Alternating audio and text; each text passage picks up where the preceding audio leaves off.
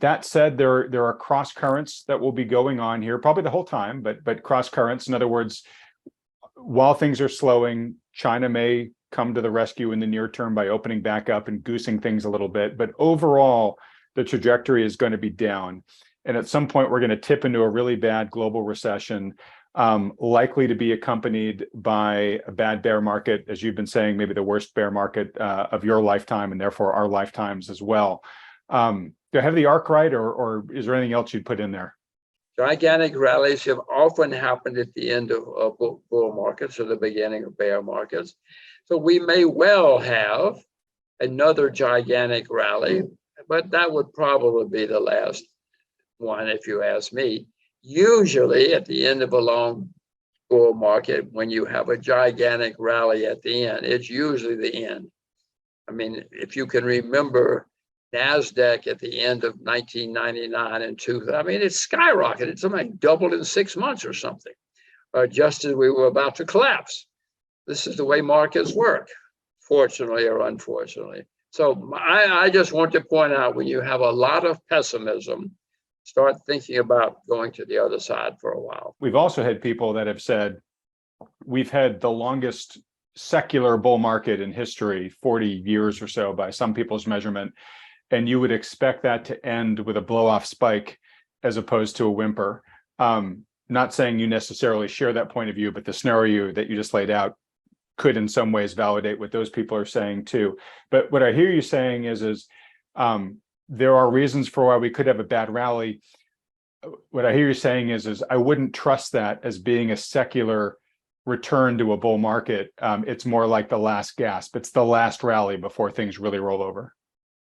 Well, as I repeat about the end of the 1999, 2000, with that beginning of that bear market, it skyrocketed there at the end after a long secular bull market.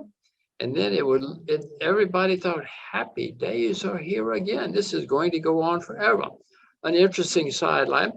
In 1999, I think that was the exact year, the Wall Street Journal, I mean, not some neighborhood newspaper, started using with capital letters the expression, the new economy, capital N, capital E. This is the way the Wall Street Journal referred to the world. It was the new economy, capital N, capital E. They don't do it anymore, by the way. It took them a while, but eventually they stopped capitalizing new economy.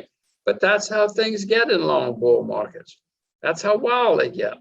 And that last gasp, as we were discussing before, can be wildly exciting if you're on the right side. All right. So in the immediate term, don't get too pessimistic. Reserve the right to, participate in a big surge here, but don't flip to being a perma bull, because it could very well end. I've seen too many times when everybody was on the same side of the boat.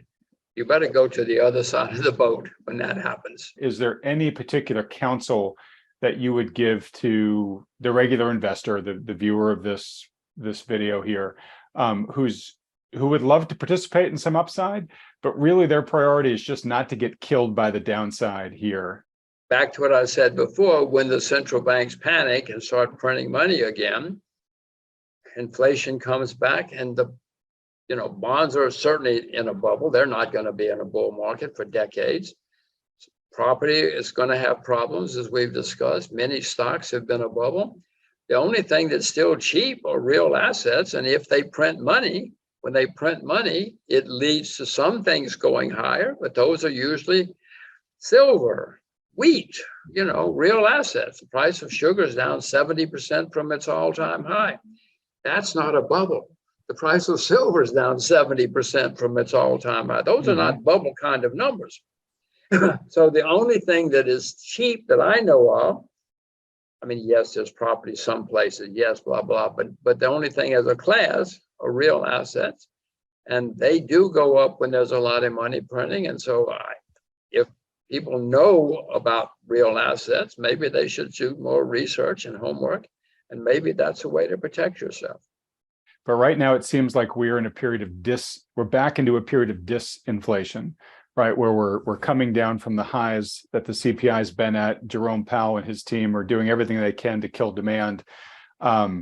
That likely will probably go on for a few more months or quarters, unless and until, there's something that forces a Fed pivot in the interim there.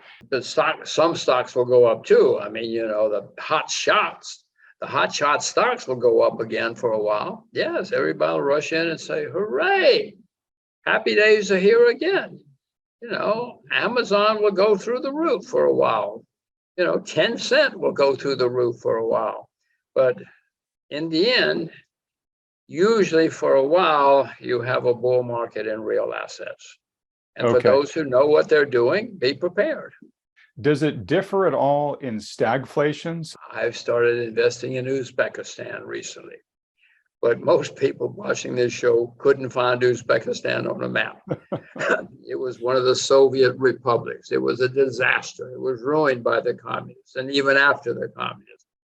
And so it's very cheap. But now the people running the place run the country the way you and I would. And it's cheap. And there are not many stocks. So that might be an example. But my main answer to that question, which Uzbekistan feeds into, is only invest in what you know about. If you want to be successful, stay with what you know. Everybody watching this show knows a lot about something, whether it's fashion or cars or sports or something. I'm just curious, is there any other counsel beyond what you've shared so far? I'm just talking about life in general. As a father raising children, and in your case, 2 daughters, and I have 2 daughters, so I've got a selfish hand in this fight. How can you help them have some optimism in this future that they're stepping into, where there will be some of these challenges? And you're a successful guy. What are some successful secrets just for happiness in life you're passing on to your kids? Well, the answer to that question is, and I don't know how to do it, but is to teach them to figure out their own passions and then follow their own passions. Don't listen to their parents, don't listen to their teachers, don't listen to their friends. Figure out what they love. And if people laugh at you when you tell them what you love and what you're going to do, that really means you're doing the right thing. You're on the right track then, because Adam, those are the successful people in life. They get up every day. They never go to work. They get up and have a good time. And they're usually successful because they love what they're doing so much, no matter how absurd it is.